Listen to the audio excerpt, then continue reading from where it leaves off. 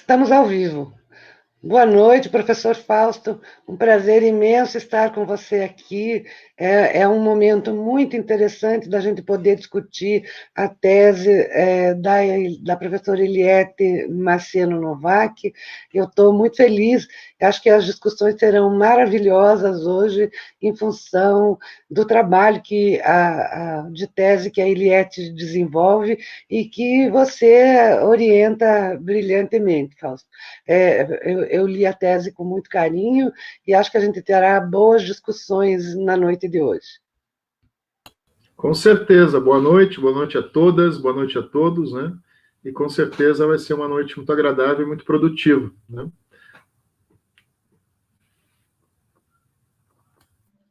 Eliette, pode... Oi, boa noite, tudo bom? É um prazer estar aqui com vocês e poder discutir educação, né?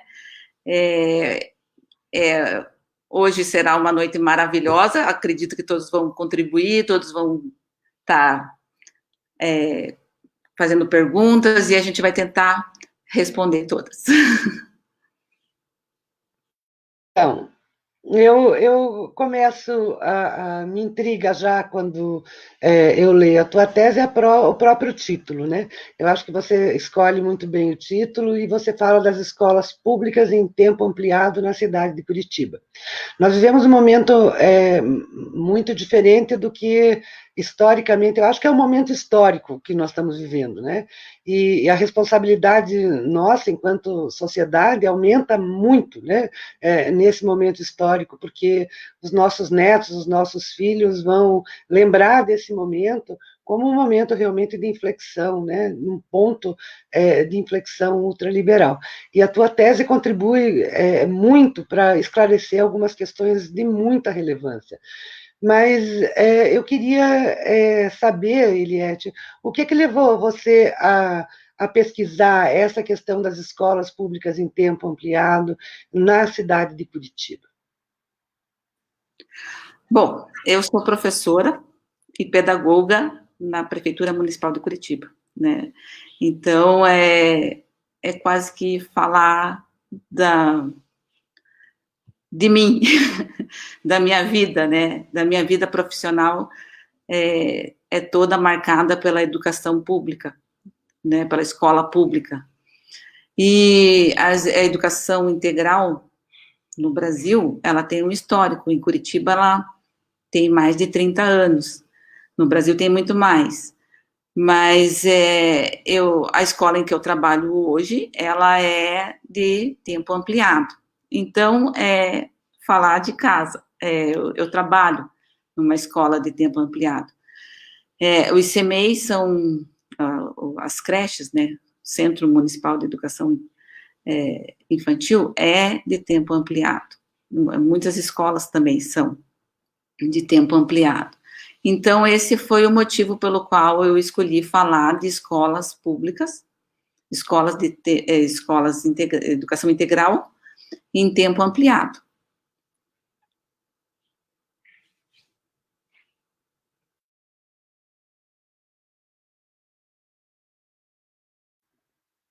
Você traz toda uma discussão sobre educação integral em tempo educação integral em tempo ampliado e educação integral em tempo ampliado, né? Você faz uma discussão ampla sobre isso e você vai construir uma abordagem histórica, né? Eu queria que você mencionasse um pouco dessa abordagem histórica, que você faz muito bem isso na sua tese, e como é que você e o Fausto definiram esses tempos e essas políticas, né, para que ficasse tão alinhadinho, né, porque tem uma sequência muito interessante que se compreende bem essa relação do município de Curitiba com as políticas nacionais.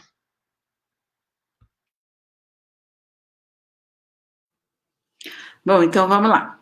Eu vou fazer um apanhado geral, porque o nosso público é muito grande, né? E nem todo mundo conhece a história da educação integral no Brasil. Bom, a educação integral no Brasil, ela é marcada pela perspectiva de uma educação, de uma formação humana integral, em escolas de tempo ampliado. eu vou fazer um recorte que começa no Manifesto dos Pioneiros da Educação Nova, que ele é datado de 1933. E esse manifesto, ele faz referência à escola como um espaço de cidadania.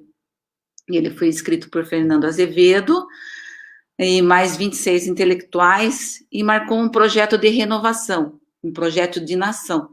Só que o Estado Novo, que foi de 1937 a 1945, interrompeu esse movimento.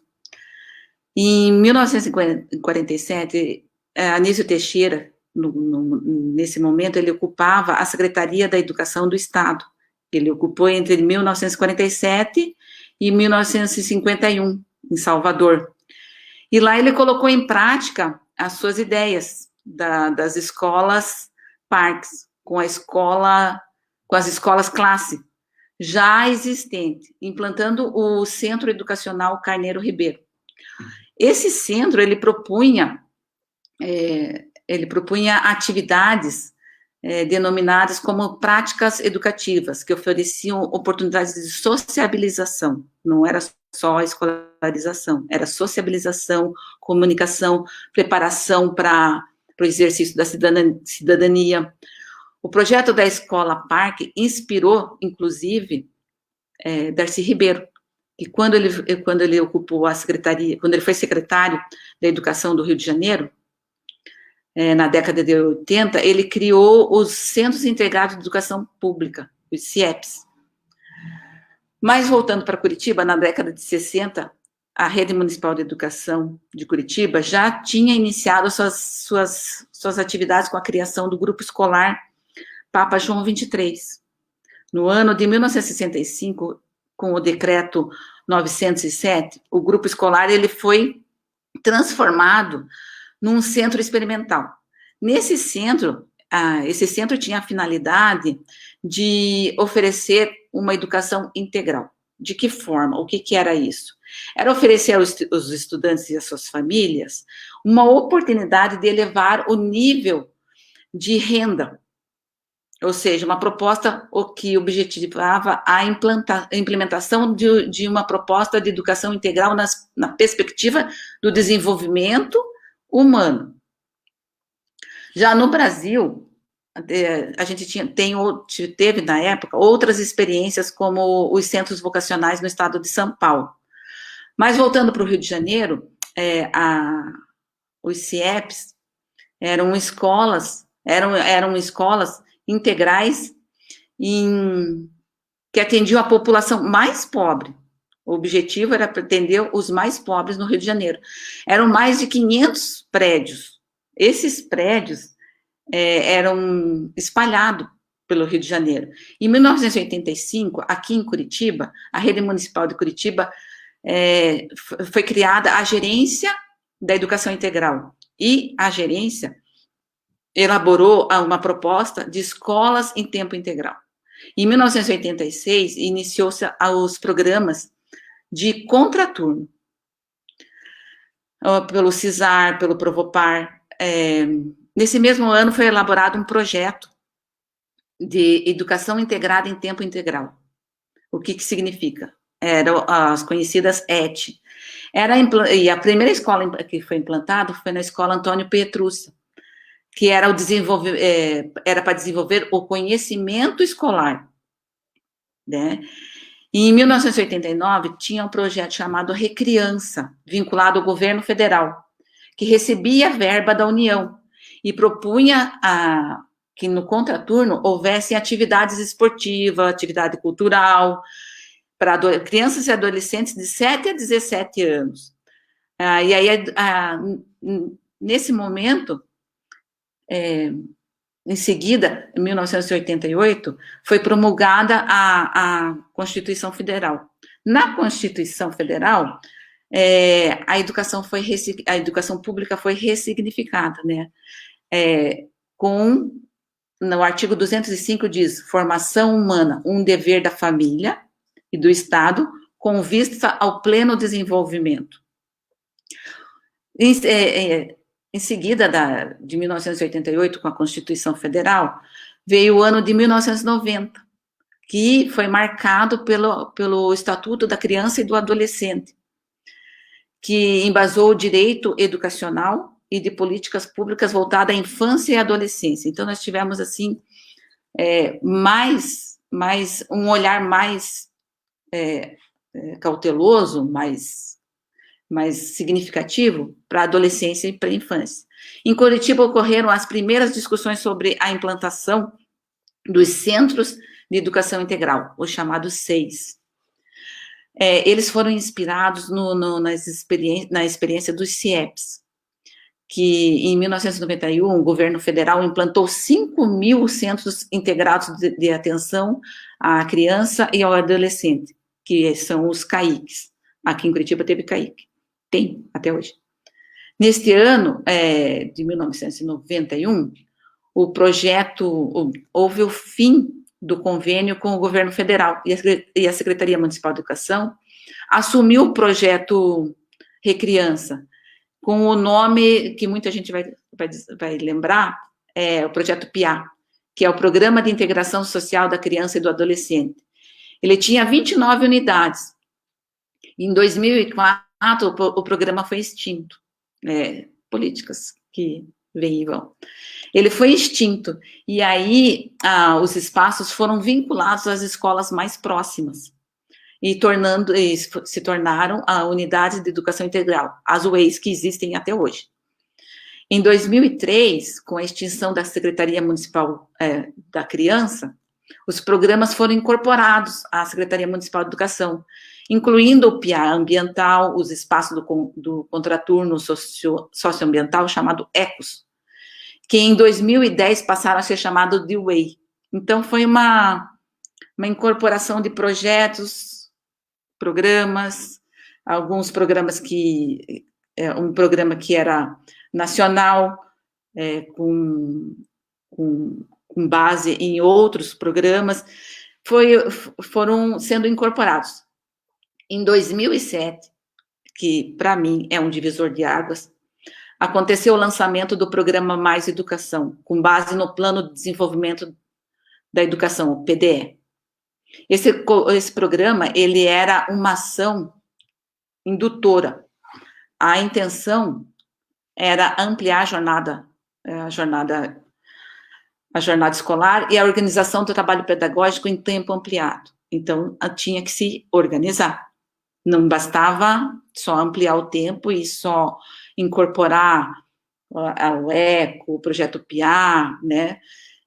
O município de Curitiba aderiu ao programa Mais Educação em 2012. Ele foi lançado em 2007, Curitiba aderiu em 2012.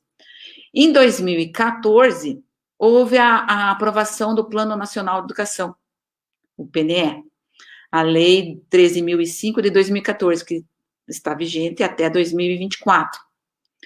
Nesse plano, tem a meta 6. Essa meta determinou a ampliação da oferta de tempo integral para, no mínimo, 50% das escolas públicas, atingindo, pelo menos, 25% dos estudantes da escola básica.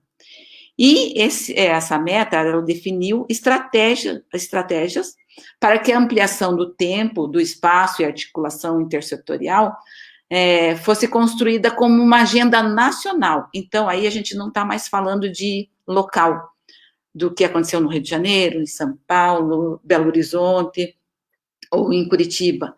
É um programa lançado pela União, né? Aí, o programa Mais Educação, ele mostrou os limites orçamentários, né, políticos e ideológicos, os espaços, a manutenção, porque o programa, ele fala da formação integral como objetivo para o desenvolvimento intelectual. Esse desenvolvimento intelectual que é interessante, que a gente tem que prestar atenção. É o desenvolvimento intelectual, emocional, físico, social e cultural dos alunos. É uma formação, isso que quer dizer educação integral. É muito mais do que repassar conhecimento. É a preocupação com o emocional, o físico, o social, o cultural dos alunos. Assim, a escola, ela precisa oferecer diferentes tipos de atividade, independente do número de horas que as crianças ficam na escola. Tanto faz se a criança fica 4 ou 9 horas, a gente tem que ter esse mesmo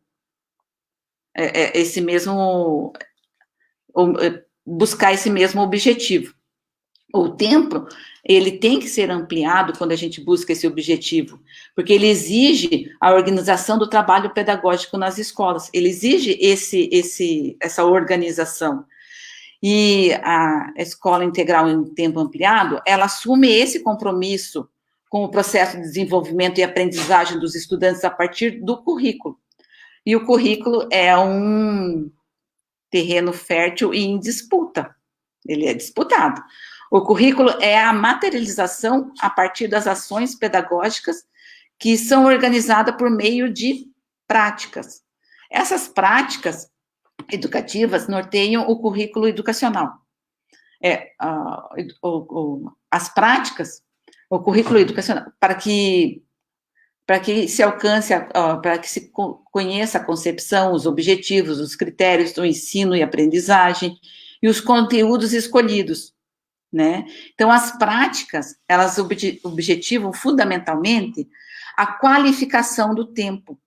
Esse tempo que os estudantes vão passar na escola, seja ele qual for, né? Mesmo 4 horas ou 9, ele tem que ter uma perspectiva de letramento de todas as áreas, ampliando e aprofundando todos os conhecimentos. O trabalho com as práticas, ele deve proporcionar a troca de saberes entre os sujeitos, valorização da identidade, no contexto em que o aluno está inserido, tem que trabalhar com ludicidade, tem que ter um aspecto desafiador, investigativo. Então, assim, não é simplesmente, como diria Arroio, né, mais do mesmo. Não é mais do mesmo, né? Tem que ter um espaço diversificado, proporcionar avanços, práticas, e é algo bem, bem sério, porque são 9 horas que uma criança passa dentro de uma escola, dos seus 6 aos seus 14 anos. É muito tempo, né, para uma criança que está começando a sua vida, né? As práticas educativas, elas podem ser desenvolvidas através de oficinas pedagógicas, que é uma metodologia coletiva e cooperativa, que considera as situações do contexto, significativas no contexto.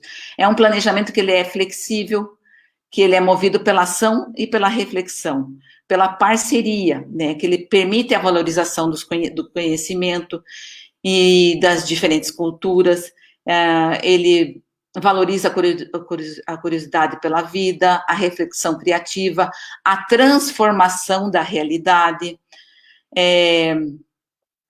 se constrói junto com o aluno o conhecimento. Tem que ter intencionalidade, não é só um repasse de conteúdos, é uma construção, é o debate, são as tecnologias, o multiletramento, as metodologias ativas e, principalmente, a formação continuada dos professores. Aí, com a formação continuada dos professores, exige que a gente tenha um repasse de verbas, né? E sem verbas não tem como a gente continuar levando programas e planos à frente. Bom, no ano de 2016, o programa Mais Educação, ele foi descontinuado. E o MEC, ele instituiu o Plano Novo Mais Educação. A substituição de um programa pelo outro não garantiu a continuidade das ações que deveriam responder às necessidades das escolas em tempo integral. Diante da descontinuidade, dos limites e das possibilidades, as políticas, né, que desenvolvem as políticas integradas de educação em tempo integral sofreram alguns cortes. Por exemplo, o primeiro foi a PEC emergencial, a PEC 186. Ela trata da possibilidade do reajuste salarial e a progressão na carreira dos servidores. Ela permite a redução das jornadas de trabalho e de salários em até 25%.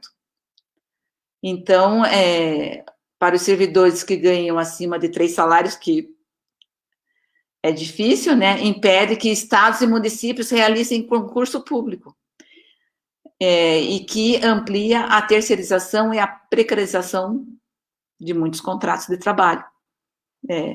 Depois nós tivemos a PEC do fundo dos fundos públicos, a PEC 187. Ela propõe a extinção de 281 fundos públicos para o pagamento da dívida pública. Depois nós tivemos a PEC do Pacto Federativo, que é a PEC 188, que propõe a unificação dos gastos mínimos obrigatórios para a saúde e a educação. Juntou a saúde e a educação. Assim, em vez de se investir 25% na educação e 15% na saúde, os estados e municípios, eles podem escolher se eles vão investir num ou no outro. Aí veio a PEC da regra de ouro, que é a PEC 438 de 2018, que prevê a redução da jornada e salários dos servidores. O aumento das alíquotas de contribuição com previdência e privatizações. Quando o governo atinge o teto de gastos, ele tem caráter vitalício. Atinge os servidores que já estão na ativa e não apenas os novos que estão entrando agora, não é só os novos, são todos os servidores.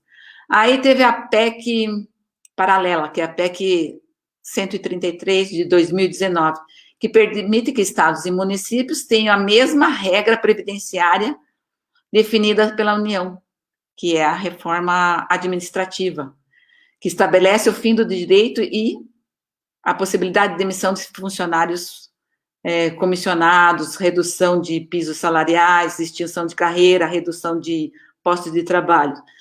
Então, a justificativa que é para diminuir gastos. Após a aprovação das PECs e o alinhamento dos estados, muitos estados e muitos municípios se alinharam à União, né? E, com isso, o Plano Nacional de Educação, que de 2014 até 2024, e também impacta no Plano Nacional, no Plano Municipal de Educação, que é de 2015 a 2025, há um impacto, né? Consequentemente,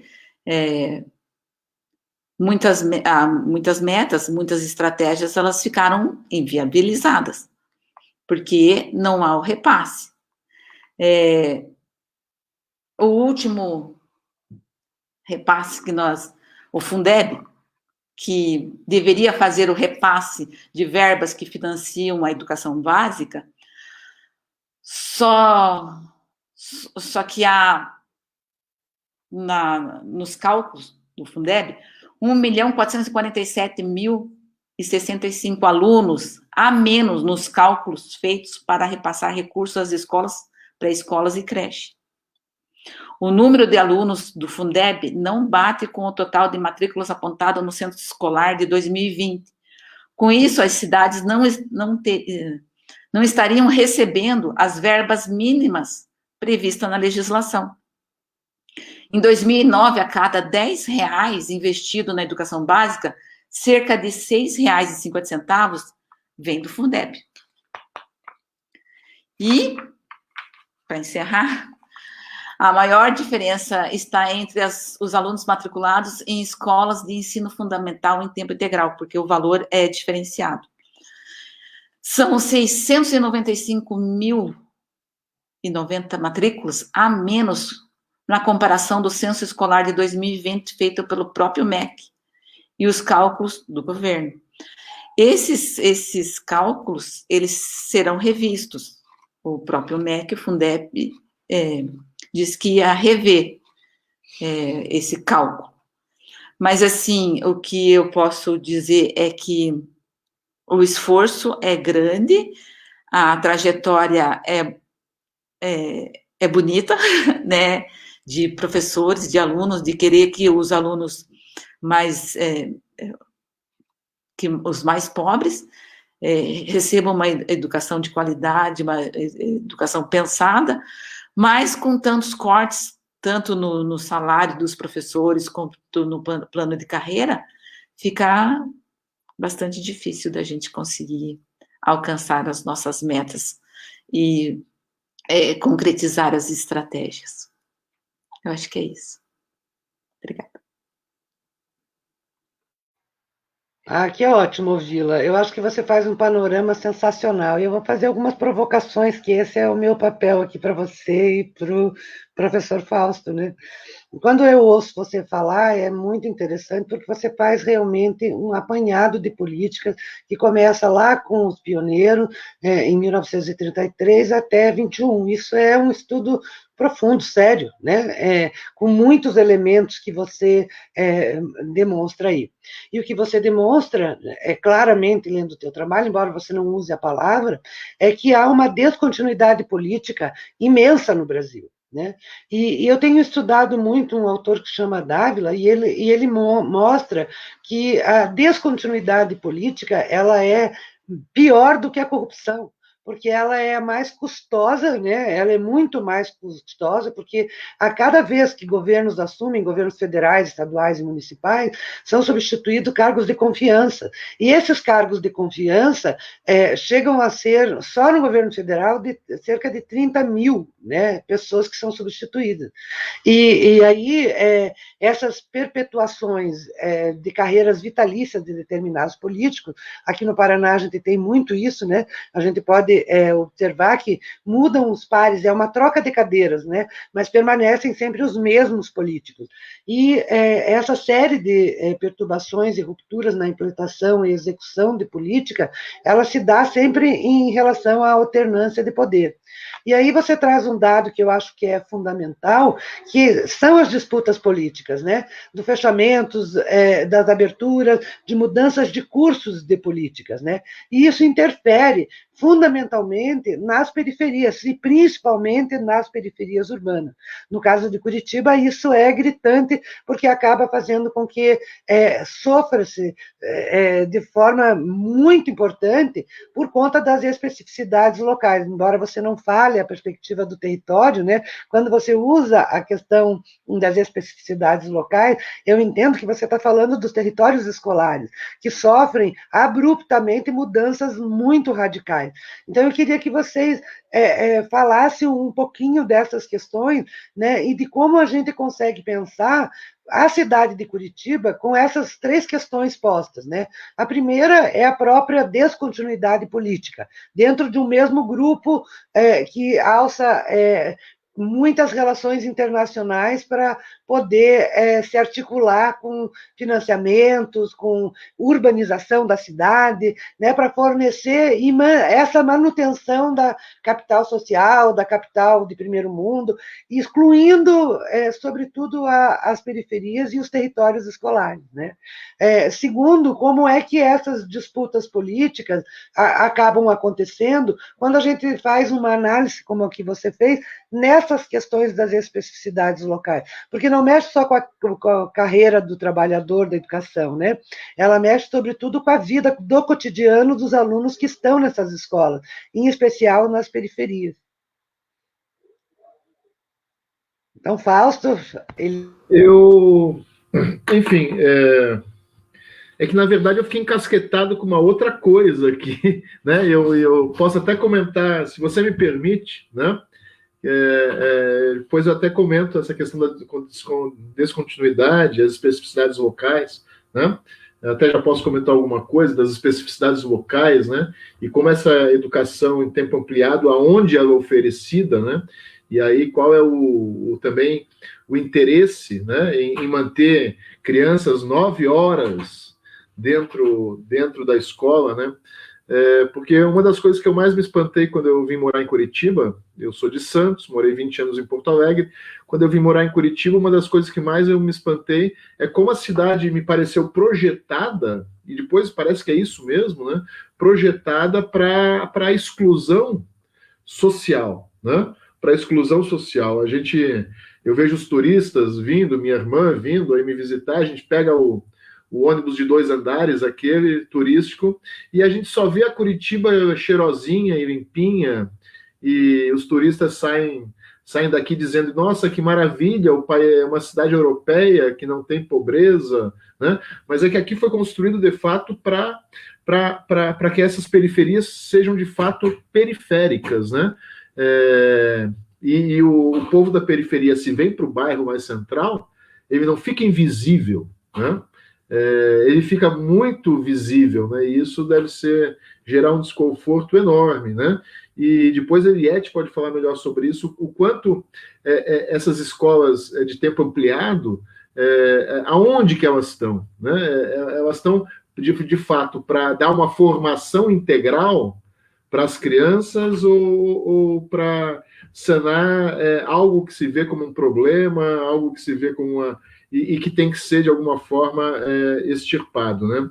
Uma das coisas que eu fiquei pensando, enquanto a Eliette falava, principalmente a primeira parte, né, das políticas públicas, há quem pense que a poesia é o estilo literário mais sublime e belo, né?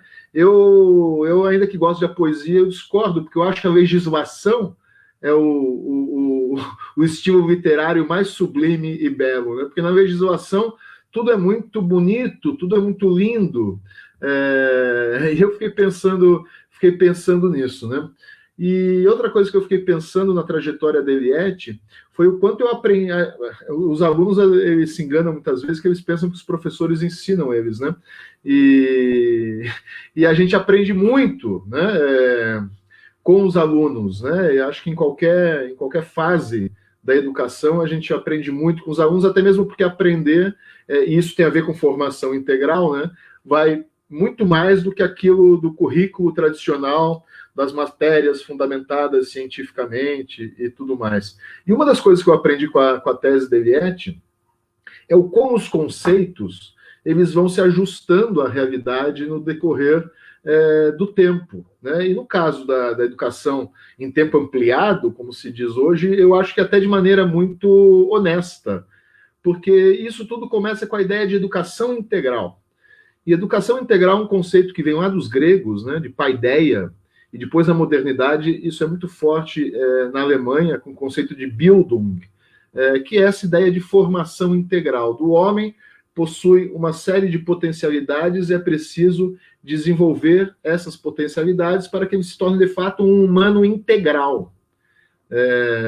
Eu gosto de dar o exemplo do leite, né? Tem o leite desnatado, o semi-integral e o integral. O integral tem tudo aquilo que o leite de fato tem, assim como a educação integral teria tudo aquilo que a educação tem.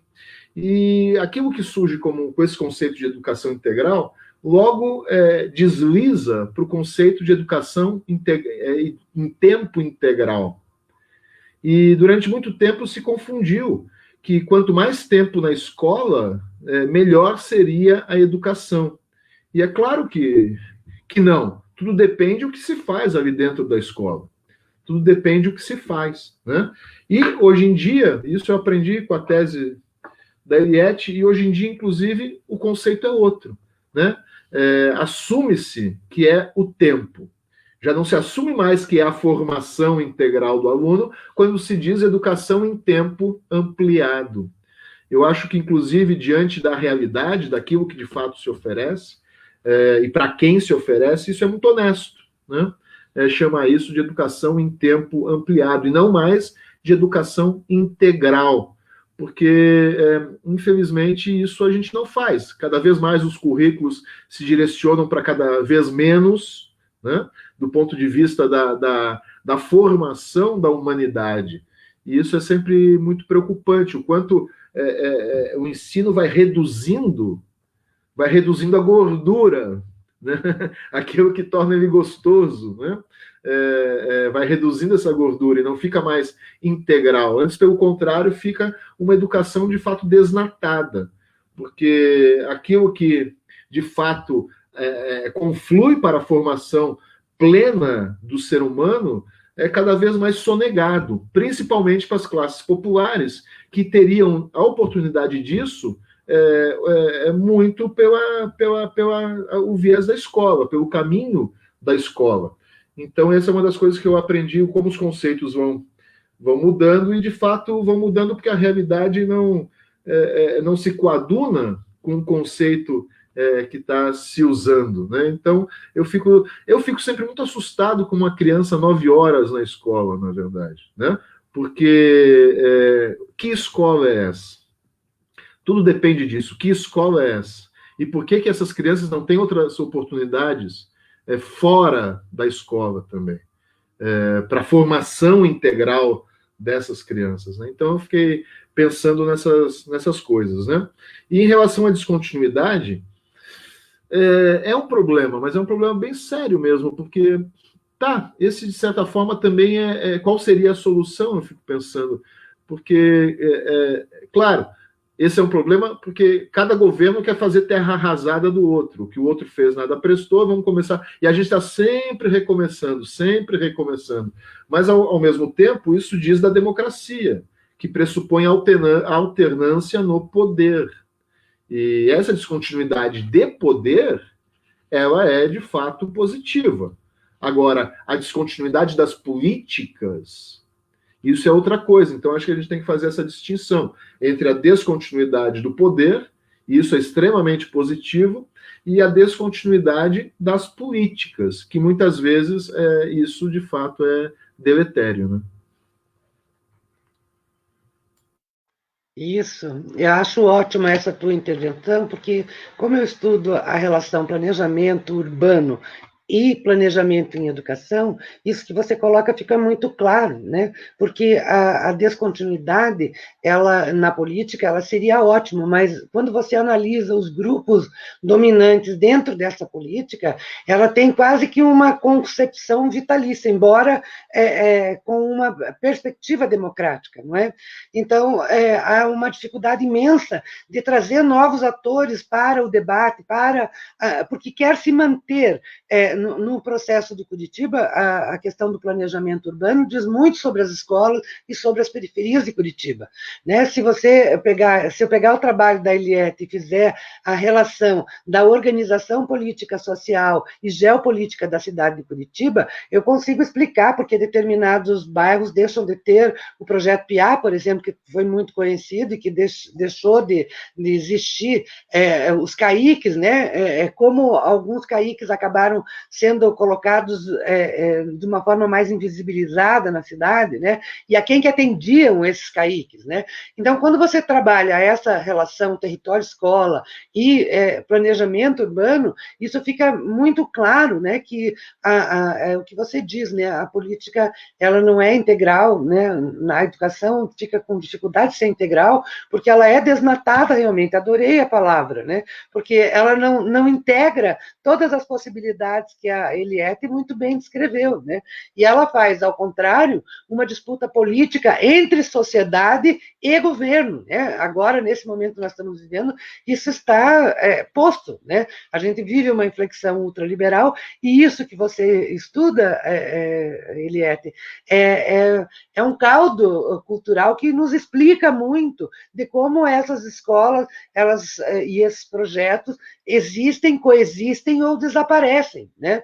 A exemplo dos faróis do saber, e aí é importante o que você diz, né, Fausto? Porque 9 horas dentro da escola, o que é que a cidade oferece a mais que não seja o espaço da escola. Quais são as atividades culturais? Cadê os outros grupos de arte, de teatro, de tantas outras coisas que estariam para serem oferecido para complementar essa educação integral, como Paulo Freire já dizia lá na década de 90, né? Só que como é uma educação pensada para pobre, para a periferia, essa periferia enfeia a cidade, né?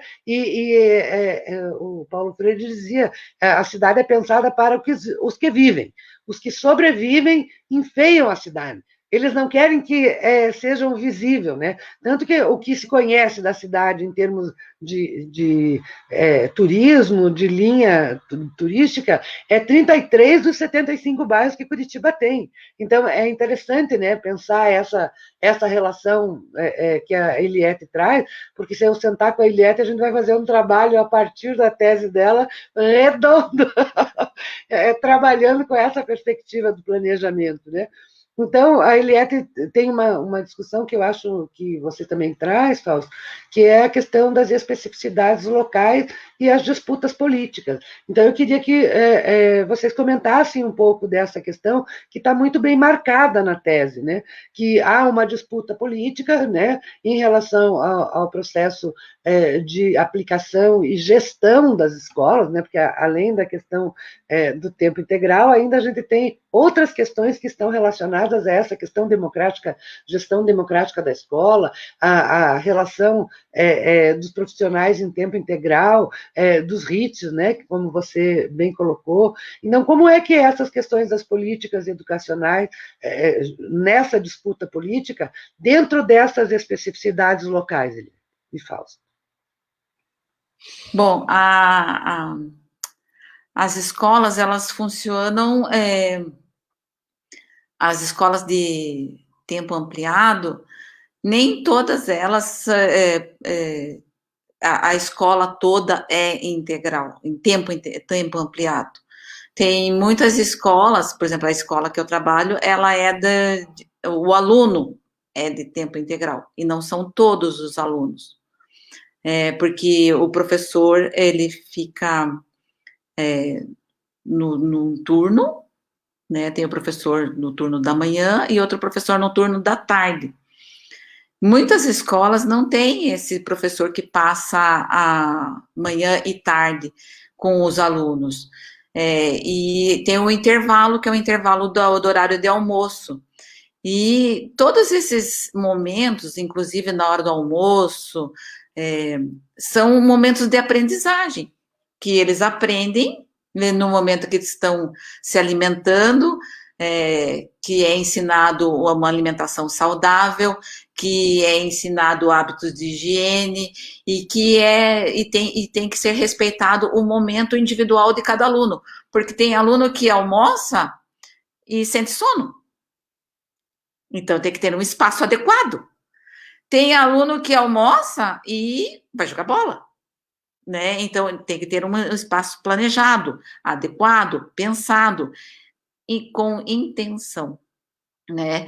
E o grande desafio é baixar os muros da escola, trazer a cidade para dentro da escola, a escola sair de dentro da escola e ir para o bairro, ir para a cidade, conhecer e ser conhecida. Esse é um grande desafio, né?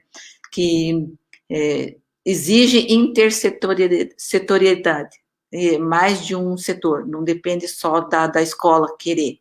Nós até buscamos, mas não depende só de nós, depende de políticas, depende de intersetor,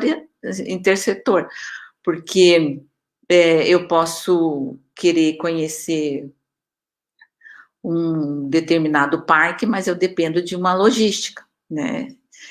A gente até busca o redor, em volta da escola, a gente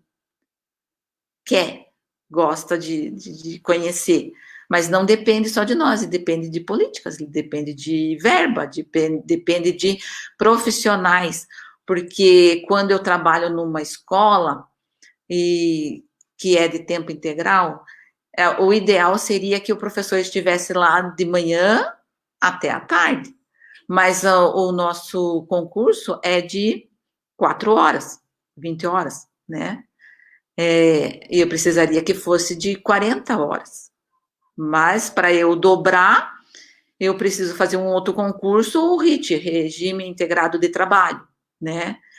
E nem sempre o RIT supre, né? E aí acontece de precisar remanejar, porque se eu tenho uma escola de tempo integral, eu preciso que tenha, que todos os professores estejam ocupando seus lugares, não posso ter lacuna, porque a gente tem oficinas, tem projetos, tem oficinas, tem o trabalho, as práticas, né, pedagógicas, que elas demandam, as práticas educativas, as oficinas, elas demandam uma metodologia que ela é trabalhada no coletivo, na cooperação, que ela considera as situações mais significativas daquele contexto que está sendo proposto aos alunos. Então, ela exige um planejamento flexível, um professor que esteja junto, adequado, que a sua ação seja reflexiva, que ele esteja a todo momento trabalhando, valorizando o conhecimento do aluno, a diferença cultural, e isso demanda um professor que precisa de formação. Não é um professor que ele sai hoje da faculdade e começa a trabalhar e ele entende como é que funciona essa educação integral em tempo ampliado. Então, assim, a gente precisa que ele tenha um compromisso com a reflexão crítica, que ele transforme a realidade, que ele instigue o aluno a pensar, que ele construa o conhecimento junto com o aluno, que ele tenha uma intenção, que ele reflita, que ele planeje, que ele tenha o foco na aprendizagem e que no desenvolvimento desse aluno. Então, esse professor, ele precisa de formação continuada. E a formação continuada é bastante difícil, complicada, porque esse professor, ele não aprende, ele não se qualifica de um ano para o outro, né? E geralmente, assim, o que eu vejo de bastante difícil é conseguir formar na minha prática, né, na minha visão, é conseguir formar uma equipe, né? Porque quando chega ao final do ano, o professor, se ele quiser, ele pode pedir remoção. Ele pode, ou se ele tiver 2 padrões, juntar esses 2 padrões na mesma escola. Mas, assim, nem todo mundo tem a educação integral em tempo ampliado como um ideal. Porque ele tira o professor da zona de conforto, né? Não é só chegar numa sala de aula, encher um quadro de atividade e deixar lá para o aluno copiar. Não, é muito mais que isso, é muito mais, ter um planejamento que ele vá mobilizar esse aluno, levar esse aluno a pensar, a sair da caverna. Dependendo do plano, ele empurra o aluno para o fundo da caverna. Né? Dependendo, a gente está fazendo... Se a gente não souber trabalhar, a gente está fazendo um desserviço. E, assim, outro ponto que você mencionou são a localização, né? Um fato que me chama muito a atenção é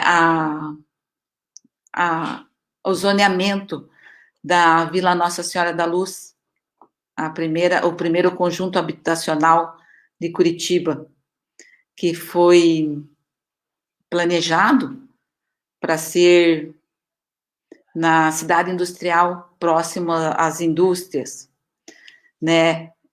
Que as indústrias foram planejadas para serem nas portas, na saída perto das rodovias, da ferrovia, E essas indústrias, em volta delas, foram criadas o primeiro conjunto habitacional, a Vila Nossa Senhora da Luz.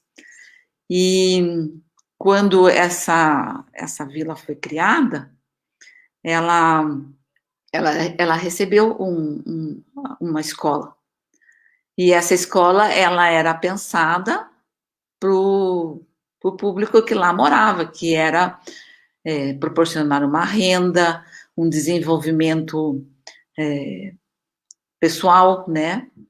E mais tarde que ele foi pensado para ter um desenvolvimento além do pessoal, do financeiro, que foi pensado para ter o desenvolvimento intelectual. Hoje, né, é pensado nesse sentido, de ter um desenvolvimento pensado no desenvolvimento emocional, físico, social e cultural dos alunos, né?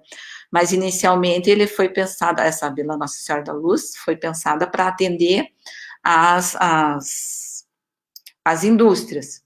E as indústrias foram colocadas nas franjas, né? E para lá foram enviados, foi feito esse conjunto habitacional, e o povo também foi retirado de várias ocupações irregulares de Curitiba e foram levados para lá. É um ponto a se pensar.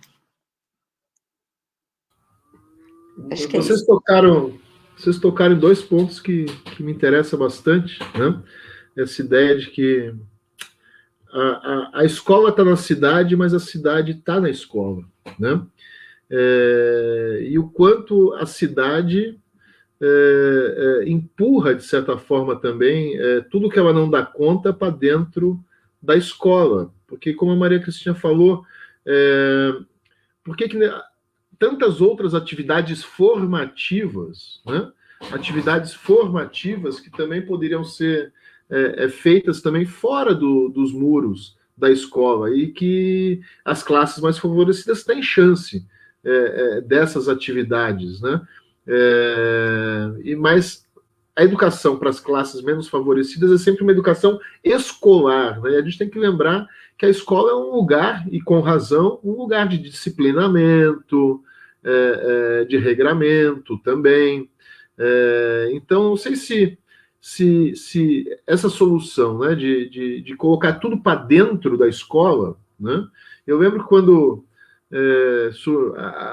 o problema da dengue, né? O Ministério da Educação entrou na jogada, porque as crianças tinham que fazer alguma coisa para dengue. Os adultos matam outros adultos dirigindo, e as crianças têm que ter educação para o trânsito dentro da escola. E cada vez a escola fica mais também saturada de responsabilidades. E aí ela não dá conta, e aí o problema é dela. Né? Vão apontar o dedo para a escola, que não dá conta de resolver os problemas da sociedade. A escola tem uma função enorme dentro da sociedade, dentro da cidade, mas a escola está na cidade também, assim como a cidade está na escola, né? Porque tudo isso depende do que a gente vai fazer lá. Eu estou batendo nessa tecla, né? O que nós vamos fazer lá 9 horas por dia? Por que crianças têm que ficar 9 horas por dia durante não sei quantos anos da sua existência na escola? Será que isso é bacana? Dependendo de como for a escola, até mas que escola é essa? Né? Que a Eliette tem muito contato, sabe muito bem de que escola é essa. Eu tenho um texto, se me permite, eu sou um bom filho de português, vou fazer uma propaganda. Né? Eu tenho um texto chamado O que podemos esperar da escola. Não lembro em que revista está, mas se vocês botarem isso no Google, o que podemos esperar da escola, Fausto dos Santos, Amaral Filho, aparece, né? E discute um pouco isso, né? O que a gente pode... O quanto a gente inflaciona, a gente infla a escola de responsabilidades e esperamos muito da escola, porque colocamos muita responsabilidade dentro da escola. Não que ela não tenha responsabilidades, mas a escola é uma instituição que possui suas especificidades dentro da sociedade. Não dá para colocar tudo dentro da escola. Né? Eu sempre fico pensando nessas 9 horas, né? Dentro de uma instituição governamental. Né? Isso daí me deixa um pouco pensativo. Ótimo. Eu acho que essas questões são muito interessantes e tem muita relação com aquilo que eu venho estudando há tempos, né? Porque tem um grupo de pesquisadores no Observatório da Metrópole que é latino-americano, inclusive, e tem um autor que escreveu um texto com vários artigos que chama Cidade contra Escola. E nesse texto ele vai fazer alguns apontamentos que a mim são muito claros. Primeiro, a universidade forma professores para o aluno ideal. Toda faculdade, nos cursos de licenciatura, e aí não importa qual é a licenciatura, todas as licenciaturas vão formar para o aluno ideal, aquele aluno que aprende com facilidade, aquele aluno que é disponível para o estudo, e aí, outra questão que ele coloca, esses professores não têm disposição para trabalhar com a periferia, porque eles são ótimos com as classes médias e altas das quais eles foram formados. Eles não aprenderam a lidar com a periferia, eles não sabem o que fazer lá. Muitas vezes, mesmo sendo periféricos, mesmo sendo professores periféricos. Eles não se enxergam enquanto professores da periferia, porque a universidade não deu essa oportunidade deles entenderem as periferias. É muito raro a gente ver trabalhos das universidades voltados para as periferias. Por exemplo, quando você fala da SIC, a gente tem quase uma cidade dentro da SIC. São 273 mil moradores concentrados na SIC. É mais do que o município onde eu moro. Eu moro em Colombo e são 220 mil. Veja, a SIC tem mais moradores sozinha do que o município inteiro de Colombo. E aí, se você pegar os municípios da região metropolitana, quase nenhum deles tem o tamanho, em termos populacional, que tem a SIC. Mas o que é que nós olhamos da SIC? As indústrias, nós não olhamos a periferia que formou-se exatamente por conta disso que você falou. Ela foi sendo levada, ela foi sendo tirada, e aí as próprias construções, autoconstruções, mostram claramente isso, né? Nós andamos por lá muitos anos, né? Eu faço isso há muito tempo, então eu cada vez me surpreendo mais com a potencialidade e a sociabilidade das pessoas que vivem de forma vulnerável, porque elas só conseguem viver porque elas se relacionam de uma forma muito solidária com os seus grupos. E aí é o sabão, é o pó, é o café, é uma relação em alguns desses espaços que é muito interessante ser observado. Né? E aí tem um poço no meio da rua, que todo mundo fica sem água meses, e todo mundo usa daquele poço sem saber se aquela água é boa, não é, se é contaminada, não é, mas ninguém morreu, eles dizem. Então, dá para tomar. Então, são questões muito sérias, né? Mas antes de eu passar a palavra para vocês, eu queria ver aqui no chat que tem várias pessoas que fizeram comentários e talvez a gente possa responder alguns, né? O Ednilson parabeniza você, ele diz que você é uma pessoa incrível e uma profissional maravilhosa. Né? Aí tem várias perguntas aqui, e o Fábio também diz, meus parabéns pelo trabalho, Eliette, cumprimento também o professor Fausto dos Santos e a professora Maria Cristina, que representa as urgências da educação em rede. Aí tem a Cassandra, que faz uma pergunta. No contexto atual da nossa sociedade, entrelaçado com as políticas públicas, quais caminhos você acha que deveria ser trilhado na formação de professores? Aí já tem um ponto interessantíssimo para se discutir. Né? Aí a própria Cassandra ainda diz, primeiramente, Eliette, parabéns. Professor, sua fala é necessária diante dela. Pergunto, como combater o risco do esvaziamento da perspectiva da formação humana? Essa é uma boa pergunta também, né? E acho que dá para fazer pensar legal aí. O Armando diz, essa visão realista do professor Fausto é ótima, né? O o nosso amigo lá de Adrianópolis, o José Paula, diz: penso que problemas ainda é a desigualdade social e a elite não quer criar uma sociedade que funcione na sua totalidade. Então, vem essas tentativas de fazer com que as escolas façam tudo. Uma espécie de sequestro dos filhos durante o dia e só devolvendo aos pais à noite. É como se isso resolvesse as carências, a desigualdade social que as impõe. São inúmeras as necessidades dos alunos. Eles não podem ser internados, pois deviam ter as oportunidades no seio familiar. Aí tem, acho que mais alguma aqui. A Tassiane diz: um dos projetos mais bacanas que pudemos participar foi o Criança e Adolescente Protegidos, no Colégio Arlindo Carvalho Amorim. Aí a Suzy pergunta: as crianças ficam em tempo para os pais trabalhar. Quando as crianças do CMEI vão para a escola, os pais ficam bastante preocupados. Não vão para a escola, os pais ficam bastante preocupados. A questão é: se não conseguir escola integral, com quem vou deixar meu filho? 80% dos pais escolhem uma escola onde tenha tempo integral, que agora não é mais, né? É tempo ampliado, né? Aprendemos juntos, Eliette. Então, posso falar, Fausto? Então, essa última, acho que é da Suzy, né? As crianças ficam esse tempo para os pais trabalharem. Nossa, isso daí me provoca.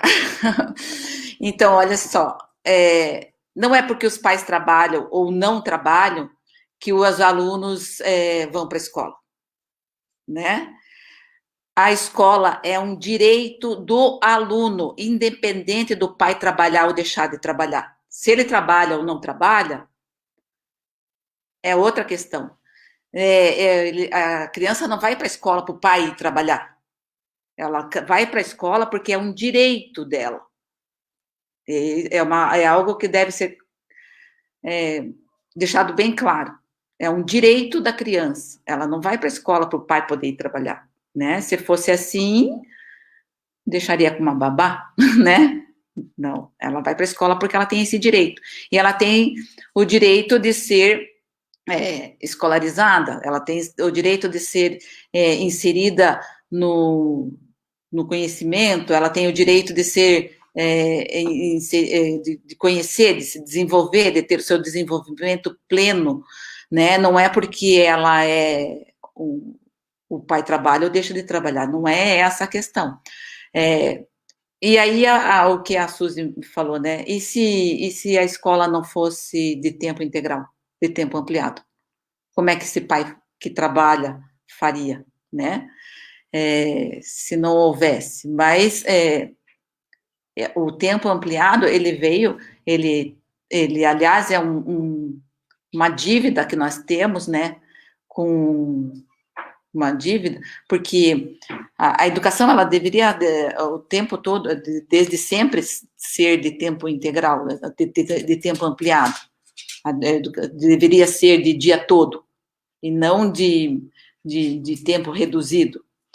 Para que a gente consiga fazer uma educação integral, a gente precisa desse tempo ampliado, para eu trabalhar com todas esse desenvolvimento, com essa formação integral, eu preciso de mais tempo, porque eu vou trabalhar de maneira mais ampliada. Então, assim, independente, a escola precisa oferecer diferentes tipos de atividade, independente do número de horas que as crianças ficam na escola, né? Mas, assim, a educação integral, ela exige mais tempo. Mas não é porque o pai trabalha.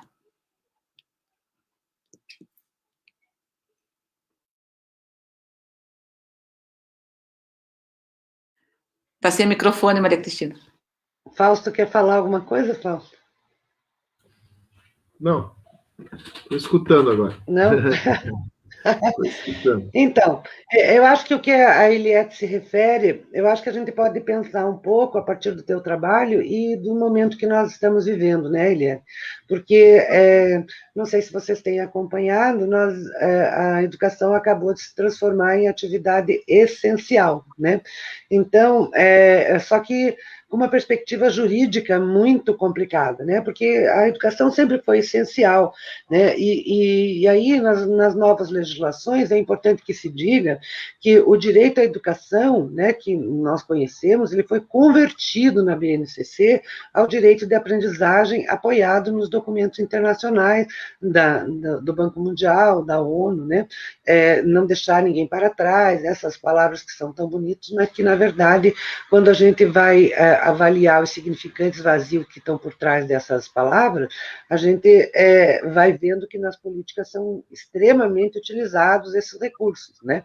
Então, eu penso que o direito à educação hoje convertido a direito de aprendizagem, acaba dando um espaço a isso que a Suzy coloca, e aí eu queria que vocês discutissem um pouco comigo, que aí não é mais o direito à educação, é direito de estar com a escola aberta, que é uma essencialidade. Não é mais a possibilidade de garantir o direito à educação de qualidade, num tempo adequado, com profissionais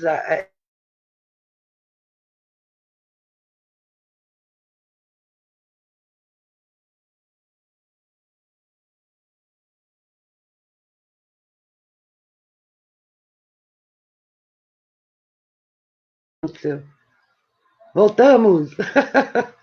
Voltou, deu uma travada, voltou. Repete, Maria. Repete, professor. Para a gente pensar, então, um pouquinho, né? Será que essa condição de retirar da Base Nacional Comum o direito à aprendizagem, transformá-la, convertê-la em direito à aprendizagem, transformar a educação, que todos nós sabemos da importância que ela tem, porque você usa uma frase no teu trabalho que, para mim, é fundamental. Você diz que educação não é para a vida, educação é a própria vida. Né? Eu acho maravilhosa essa frase e eu penso que ela é fundamental para a gente entender que momento é esse específico que nós estamos vivendo.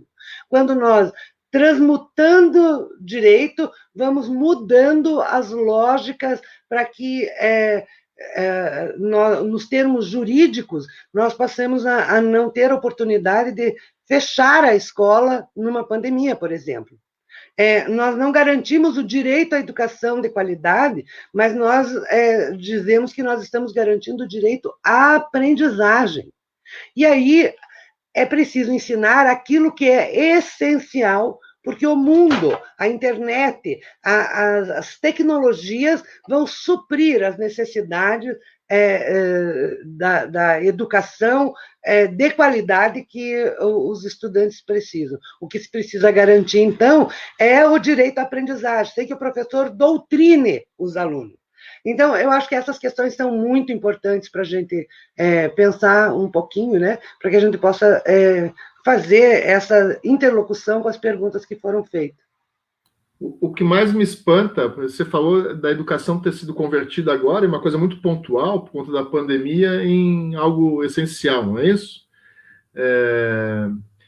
O que mais me espanta é que a escola entra na lógica do serviço, né?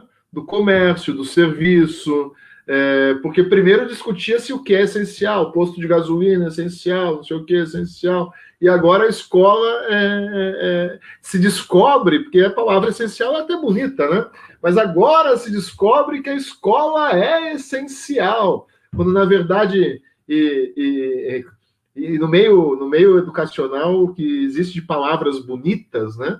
Que no fundo elas são tão bonitas que a gente fica meio inebriado e não entende muito o que elas estão querendo dizer, né? São lindas, né? Inclusão, quem é que vai ser contra a inclusão? A gente fica tão inebriado com essa beleza que a gente não entende, né? E com algo essencial, sempre foi essencial no num certo sentido, né?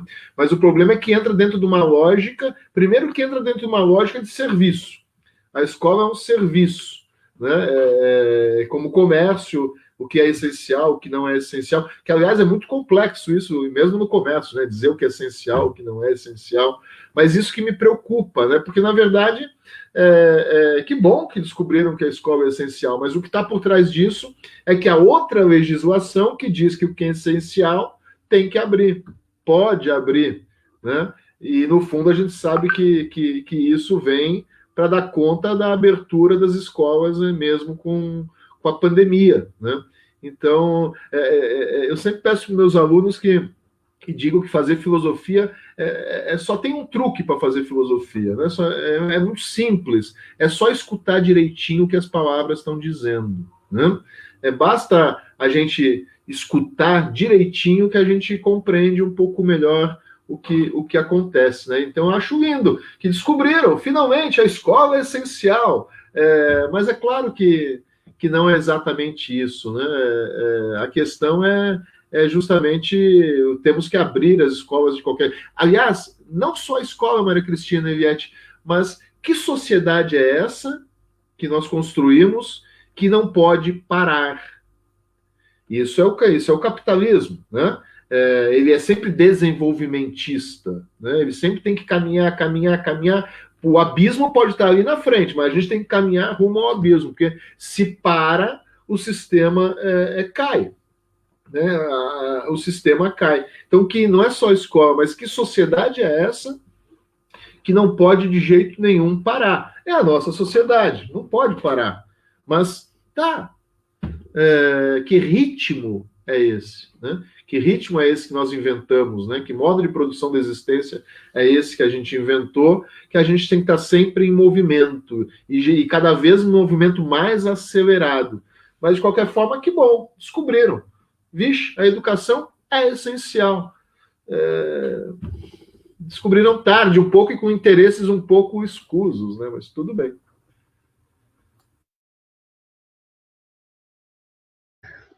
Antes de você responder, Eliette, eu só vou colocar aqui a fala da Suzy. Ela diz: sei que a criança tem o direito à educação, mas vivo todos os anos quando as crianças saem do CEMEI, e isso é isso que acontece. É o que eu vejo. Assim, eu quero uma vaga porque preciso trabalhar. Não procuram uma vaga no CEMEI para que as crianças, para o desenvolvimento da criança. Eles querem uma vaga porque eles não podem se ocupar dos filhos, porque esse CEMEI, eles não estão nas regiões mais nobres. Não é filho de rico que vai para o CEMEI, não é? Não é a classe média alta que coloca a criança dela no CEMEI, né? É uma outra condição. E eu acho que a pergunta da Suzy passa um pouco por aí, Eliette. E aí você pode complementar, né? Porque você diz exatamente isso, né? Que a educação não é para a vida, né? Ela é a vida. Então, a educação precisa da casa, ela precisa dos pais, ela precisa...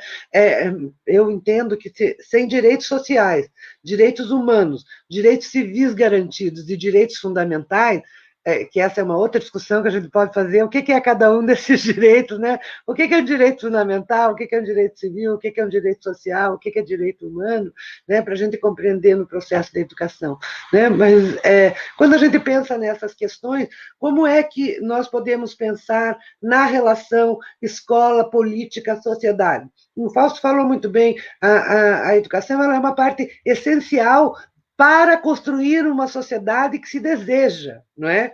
Mas ela não é essencial para que ela fique aberta, tirando direitos garantidos constitucionalmente dos profissionais, em especial daqueles da educação pública, né? Que dependem do serviço público de saúde, enfim, de todos os outros setores públicos, não é? Vai lá, Eliette.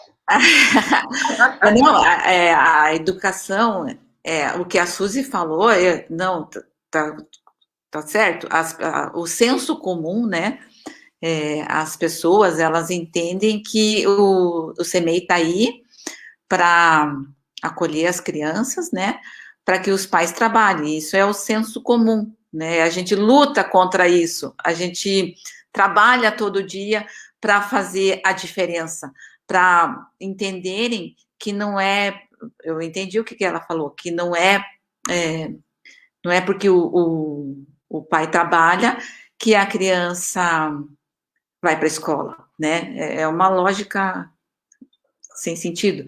Eu entendi. A grande preocupação é quando chega no final do CMEI, né?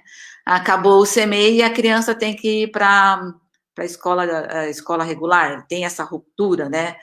E quando chega essa hora, o pai fica preocupado. Nossa, meu filho ficava no CMEI das 7 da manhã às 6 da tarde, né?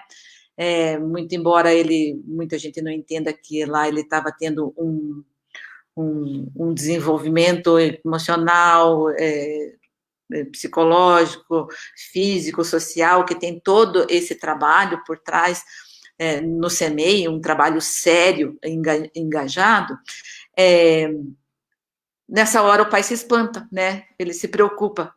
Nossa, mas a escola ela é de 4 horas, né? É das 8 ao meio-dia. E o que eu vou fazer? Eu entendo essa preocupação.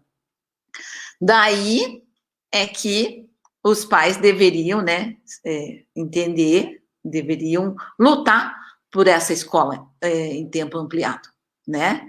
Porque ela não é só o tempo ampliado, e que ela não seja só de tempo ampliado, é que ela seja partícipe da vida dos estudantes, né?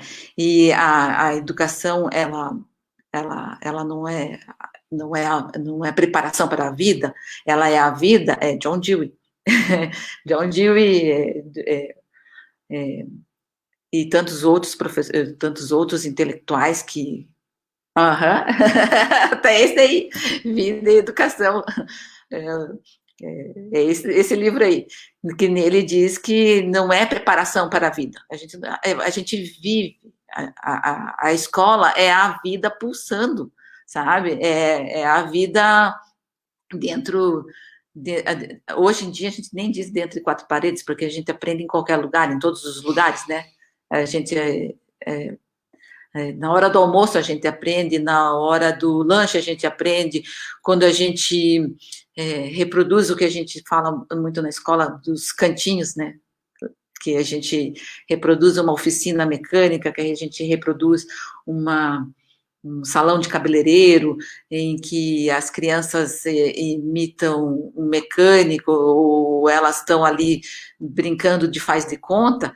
Esse faz de conta é a vida, né? É um ensaio para a vida, e é sério.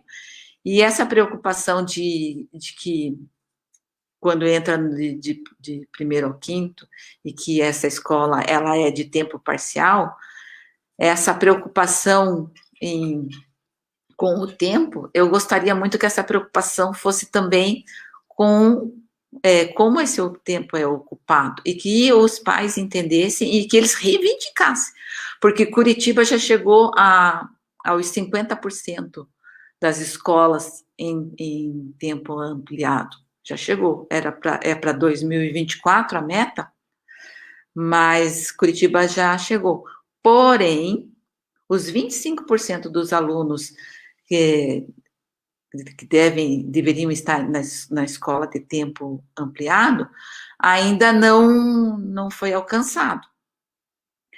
E não é bem simples, não é uma conta direta e simples. Assim, eu aumentei 10 salas de aula de tempo ampliado e vou ter as salas com os alunos, os professores, uma equipe. Ela demanda uma logística bastante complexa, porque eu vou ter mais pessoal da limpeza, eu vou ter mais alimentação, vou ter pessoal que vai cuidar da entrada, vai cuidar da saída, a formação desse aluno, ela vai ter que ser pensada, né? Ela não é um laissez-faire, né? Ela é pensada, ela é intencional. Então, assim, não é tão simples ampliar para 25% os alunos em tempo integral.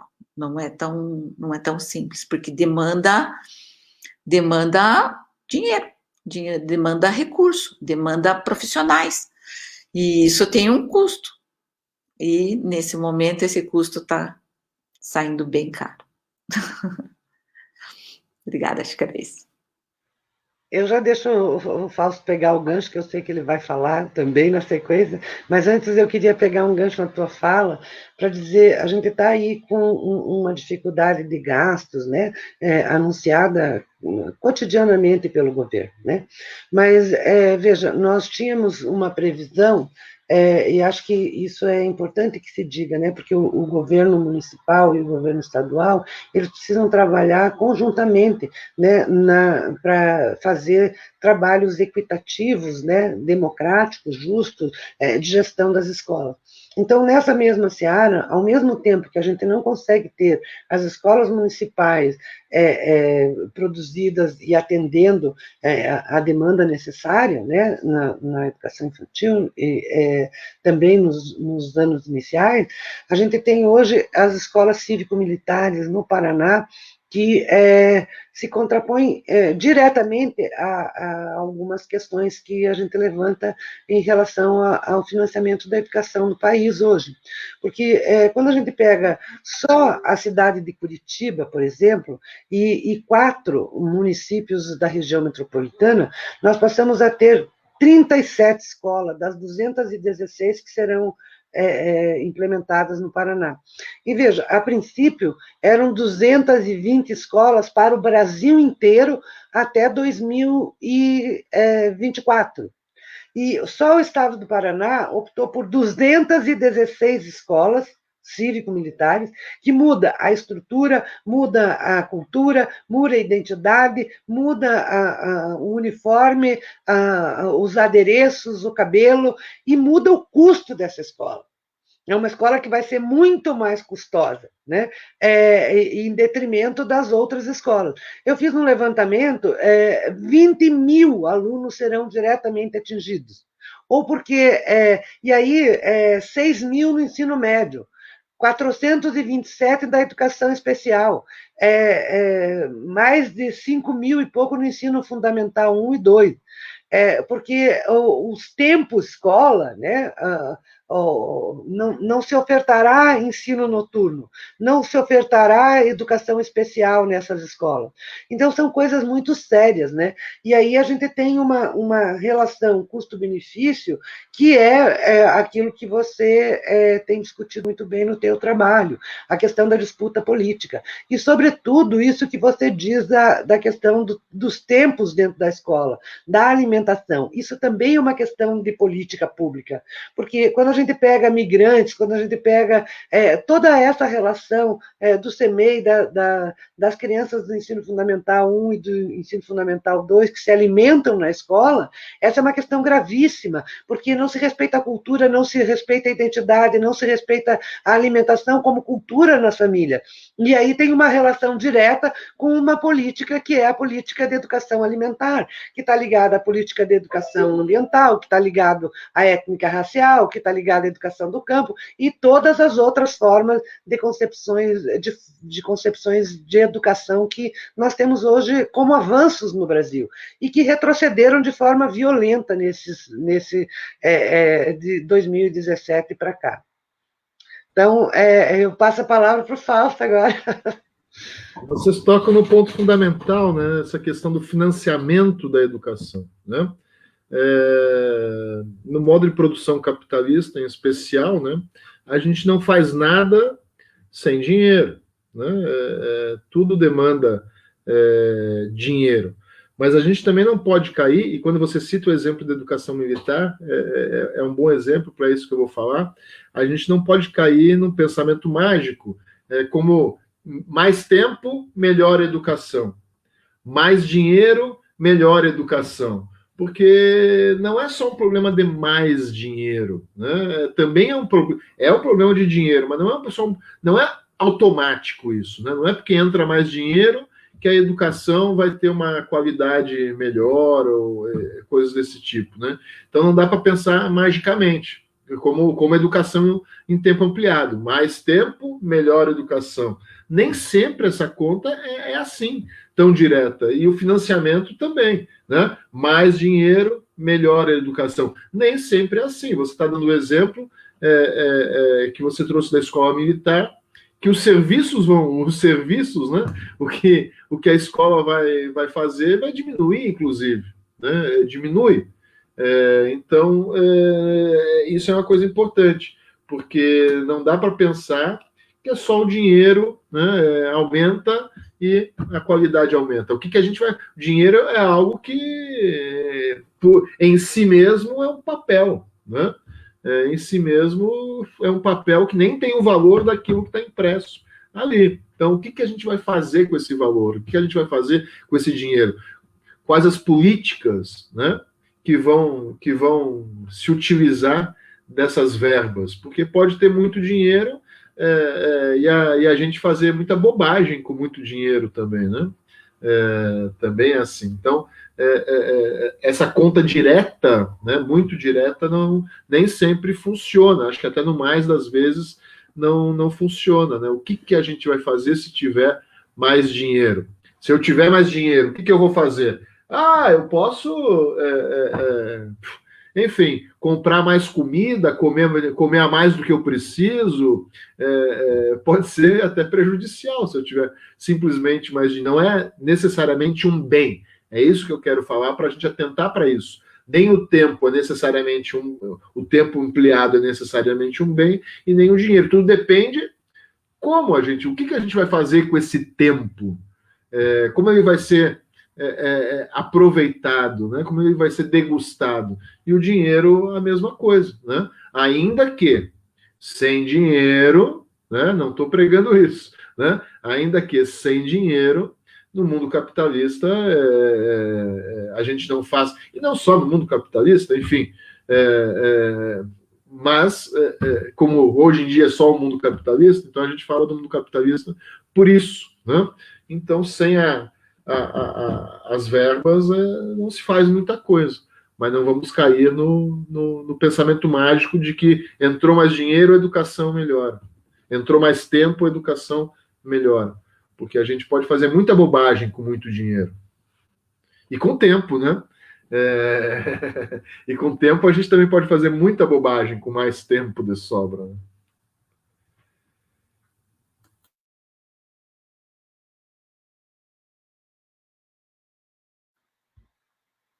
Isso, Eliette, pode falar, pode responder lá as questões, inclusive, da questão humanizadora. Será que nós estamos caminhando para uma questão humanizadora? Será que dinheiro sem gestão democrática resolve? Não, tem que ter gestão.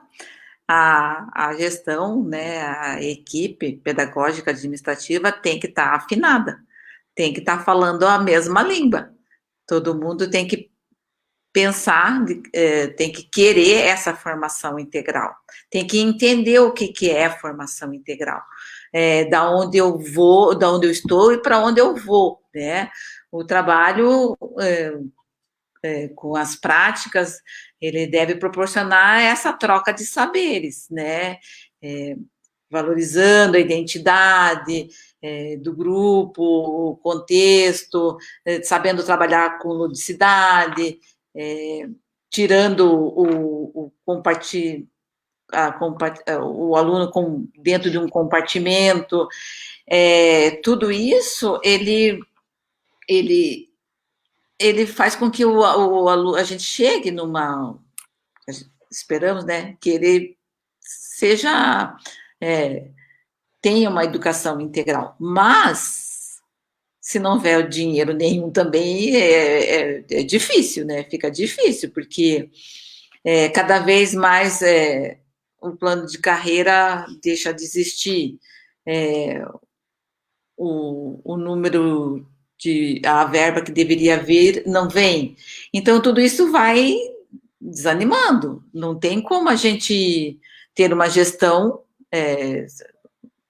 uma gestão democrática sem dinheiro também, porque eu preciso pagar o funcionário, eu preciso pagar o fornecedor, eu preciso capacitar esse professor, e para isso eu preciso de professores formadores para esses professores. E assim, como é que eu formo?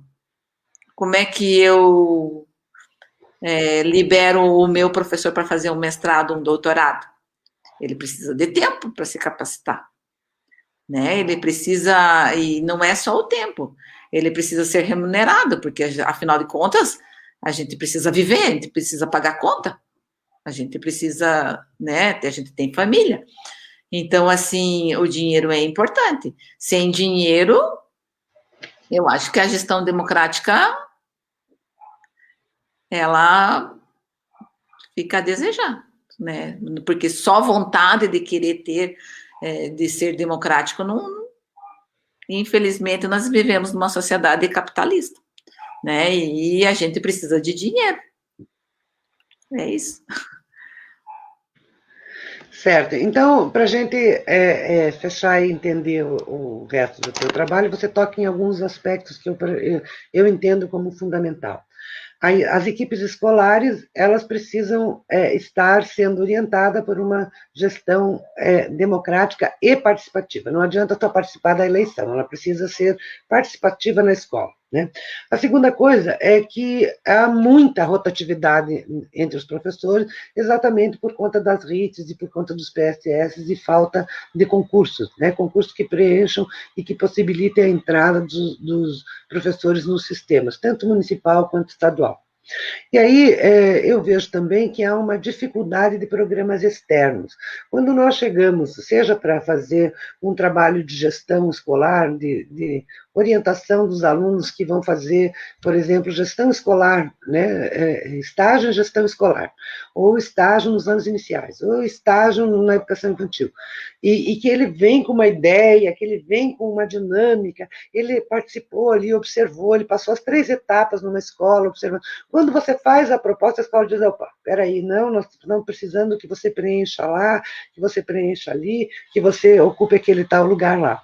Então, eu queria que você refletisse um pouco dessas questões, porque os programas externos, eu acho que nós temos problema nas duas pontas. Eu penso que nós temos problema na formação dos nossos professores, em todos os níveis e modalidades de licenciatura, mas também nós temos uma dificuldade de inserção da sociedade. Eu não entendo, nunca entendi por que o médico, o sanitarista, o engenheiro, o artista plástico, os outros profissionais de outras áreas, da comunicação, o jornalista, o desportista, por que eles não estão na escola? Eu não consigo entender.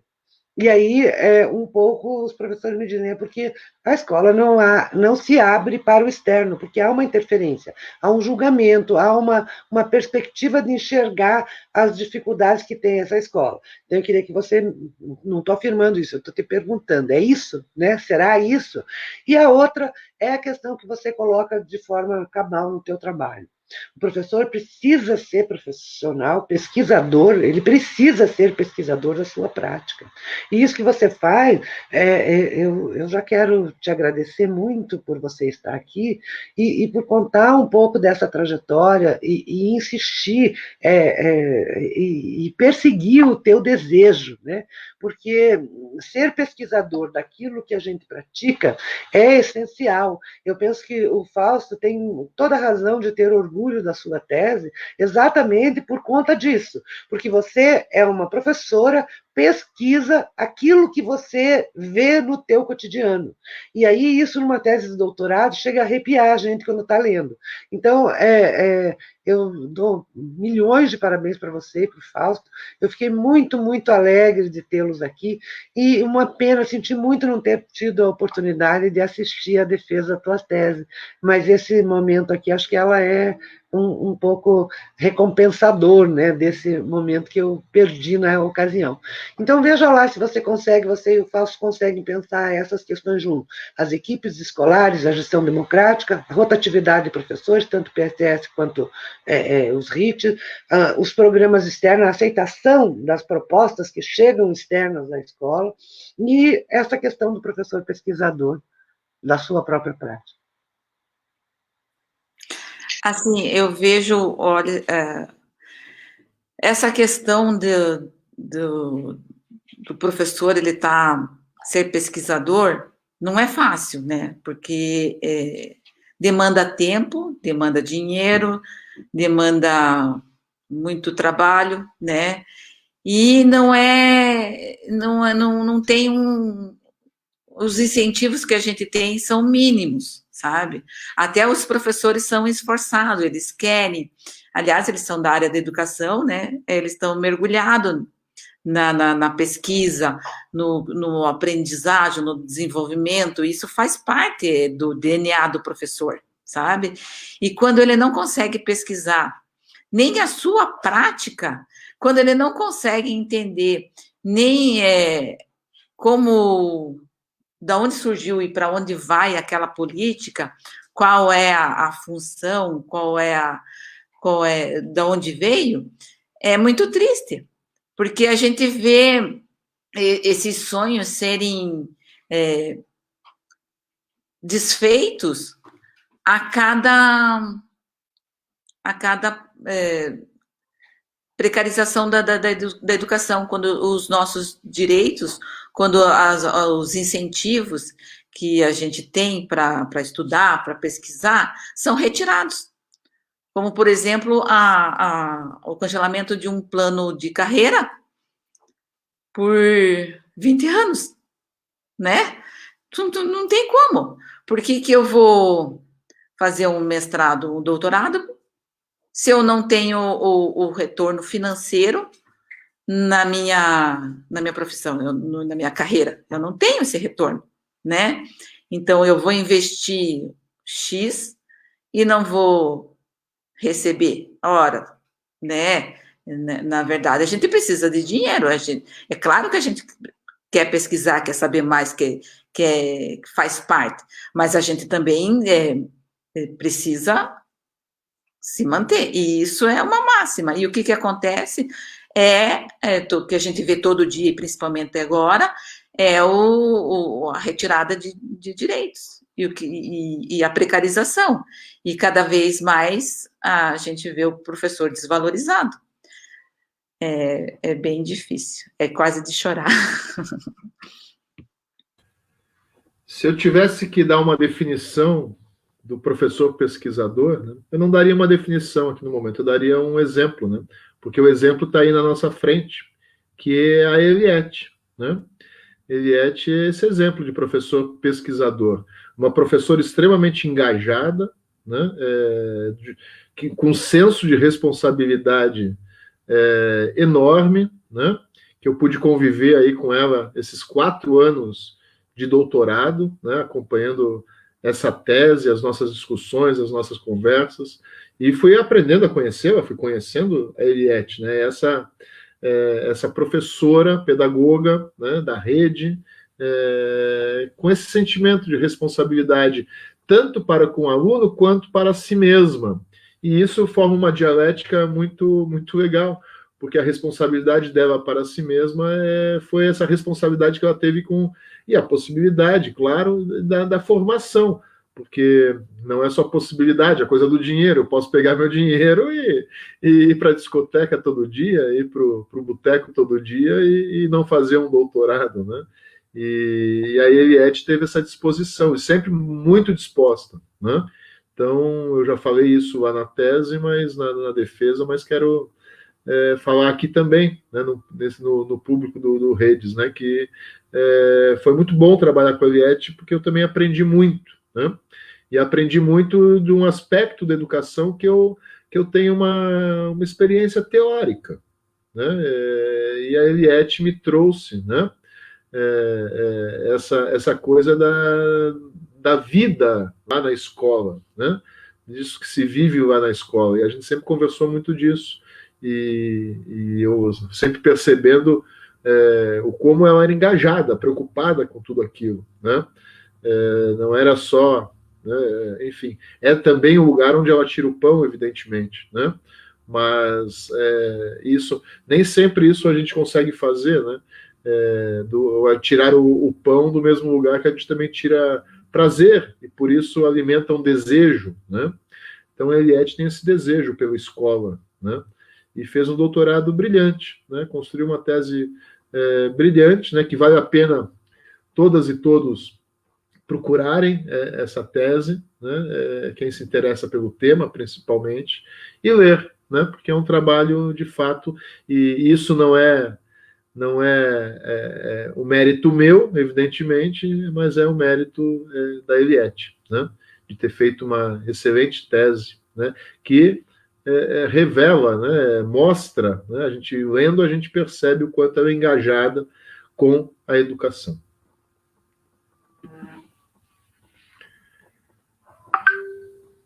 Muito legal. Eu tenho uma colocação ali do José Paulo, que ele diz, na verdade, o dinheiro deveria ser melhor distribuído na sociedade. Se as oportunidades não são distribuídas, não há professor que ensine, pois na escola tem um currículo de elite, colocada pela elite. Somente combatendo as desigualdades que começará a ser corrigida as faltas de oportunidade. Aí a Cassandra está dizendo parabéns novamente, Eliette, e professor Fausto também. Eu vou colocar aqui já no chat o nome da tese e o teu nome completo, para que as pessoas que quiserem poder acessá-lo.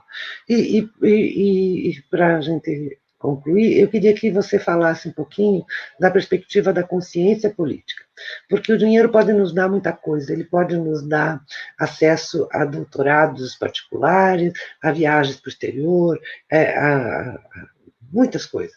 Mas o dinheiro não necessariamente nos dá acesso à consciência política. E, sobretudo, nesse momento tão delicado, né, que a gente está vivendo de uma abordagem ultraliberal no mundo, não só no Brasil. Né?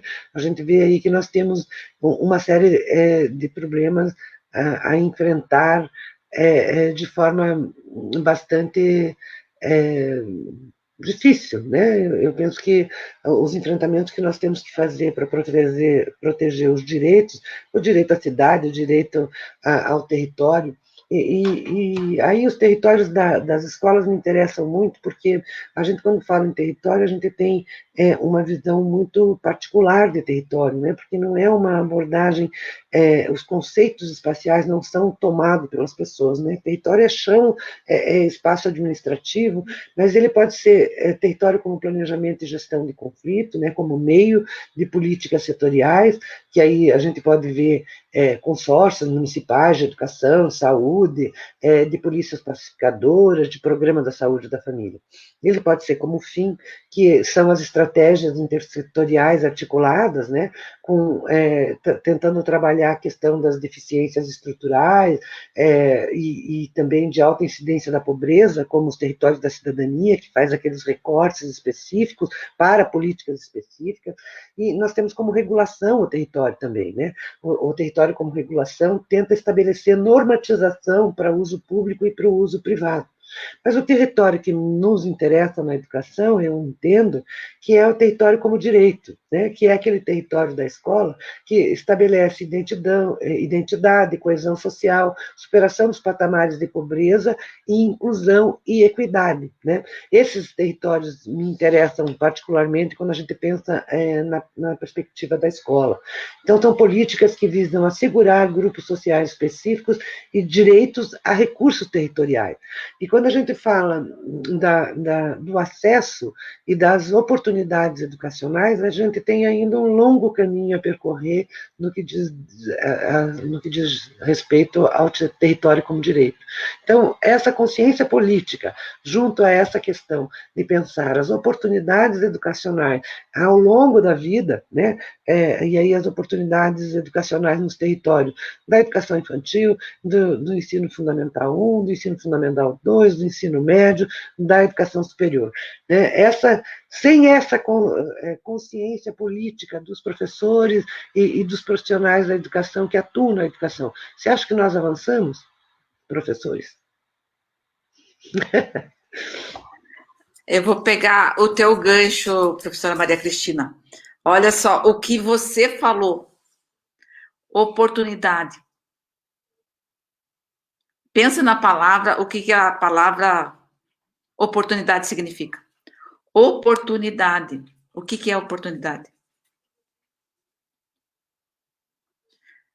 Oportunidade é uma coisa que a gente não deixa passar, né?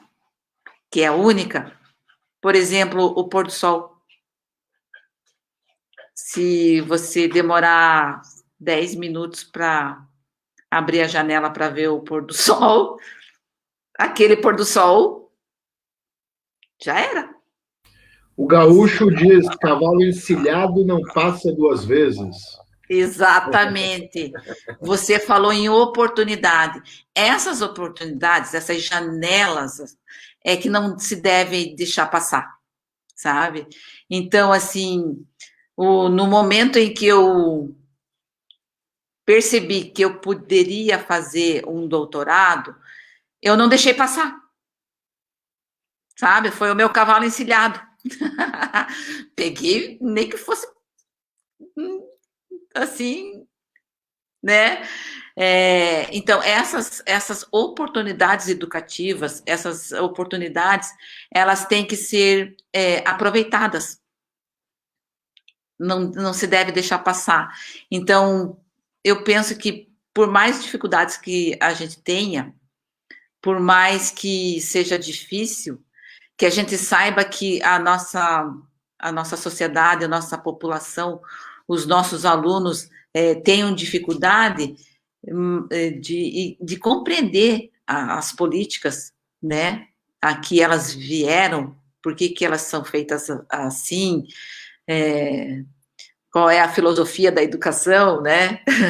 Qual eu acho que a gente deve continuar insistindo, né? E se nós somos, como muita gente diz, privilegiados, né? Por ter aprendido, estudado, a gente tem a obrigação de repartir com aqueles que não entendem, com aqueles que não compreendem, com aqueles que ainda não estão no seu momento de entender o que está acontecendo.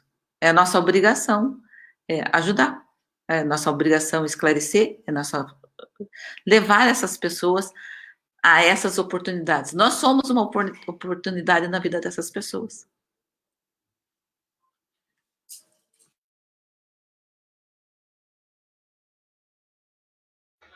Obrigada, Eliette. Fausta, por favor.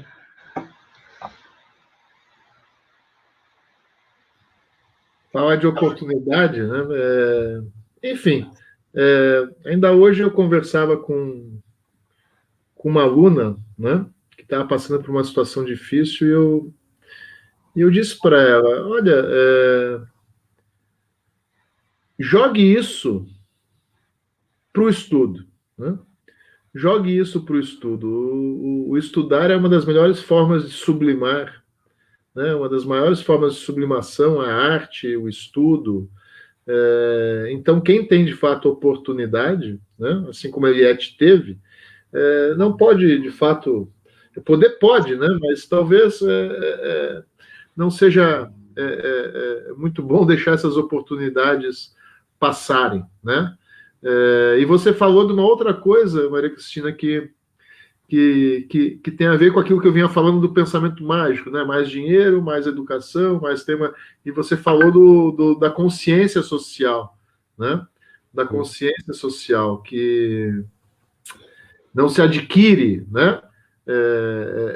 Com dinheiro, enfim, essas são coisas da formação da pessoa, né, em sociedade, né, de perceber as demandas da sociedade e de fazer parte da sociedade como um todo, né? Não adianta eu ler a crítica da razão prática do Kant, ler toda ela e entendê-la, né? Mas não agir nunca de maneira... A hora que eu vejo um sinal vermelho, eu vou lá e passo no sinal vermelho, né? Então, essa responsabilidade social, não sei nem como é que se aprende isso, de onde é que surge isso na gente, né?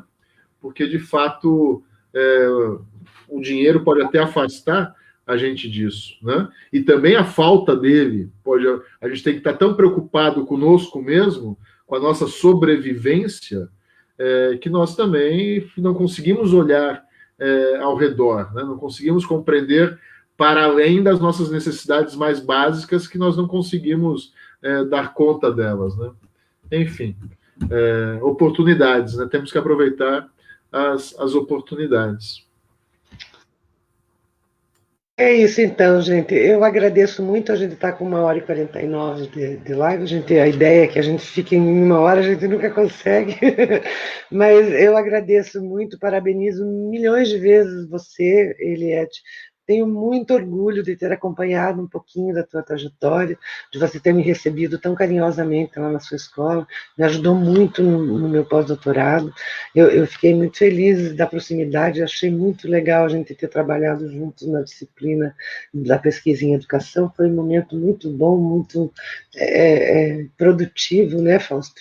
Eu me sinto muito lisonjeada de tê-la aqui e poder conversar com você sobre a pesquisa que você desenvolveu e que eu acabei conhecendo toda ela, toda a tua intencionalidade de pesquisa lá no começo, né, quando você dizia ainda tem que ajustar, mas é isso, né, prof? Então, parabéns, parabéns, Fausto. É sempre uma alegria ter uma aluna que tem um aluno, uma aluna que desenvolve um trabalho tão potente, né, sobre um assunto tão importante. Amanhã eu vou participar amanhã não, no sábado, eu participo de um projeto que eu fui convidada, mas eu me engajo em milhões de coisas porque eu adoro, que é a Rede Emancipa.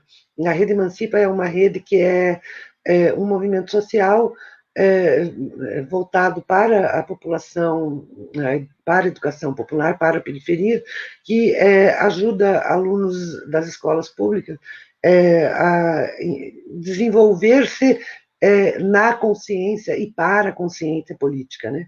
Para além só do conteúdo, né? E do ingresso na universidade. Então, é sempre um prazer enorme poder participar desses processos de formação, porque, como disse o Fausto, a gente está sempre aprendendo, né, Fausto?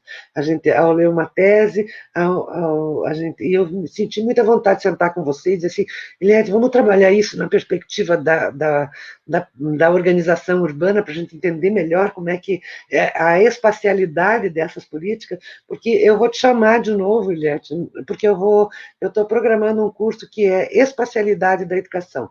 E aí vou te chamar um pouco para falar dessa perspectiva em especial, das políticas e desse levantamento que você fez, do fechamento de determinado projeto, de como é que ele desaparece, em que tempo ele surge e em que tempo ele desaparece. Um programa federal que começa em 2007 só vai ser pensado em 2012, isso é por quê? Não é à toa, não é aleatório. Isso tem uma relação muito direta com a organização do território e com as disputas políticas, né? Então, fico honrada, agradecidíssima, Fausto, pela sua disponibilidade, pela amizade de sempre, e tomara que a gente possa continuar aí tocando algumas figurinhas. Obrigada aos participantes, todos e todas, que estiveram aqui conosco, foi muito bacana as perguntas, eu acho que o chat ajudou a gente a aprofundar um pouco as questões. Eu que agradeço, Maria Cristina, pela segunda vez, né? Eu estou aqui contigo, né? E agora muito bem acompanhado com a Eliette, né? Então eu que te agradeço por poder participar mais uma vez desse teu trabalho tão bonito, né? Que não é só teu, inclusive, né? É de uma rede. É de uma rede, né?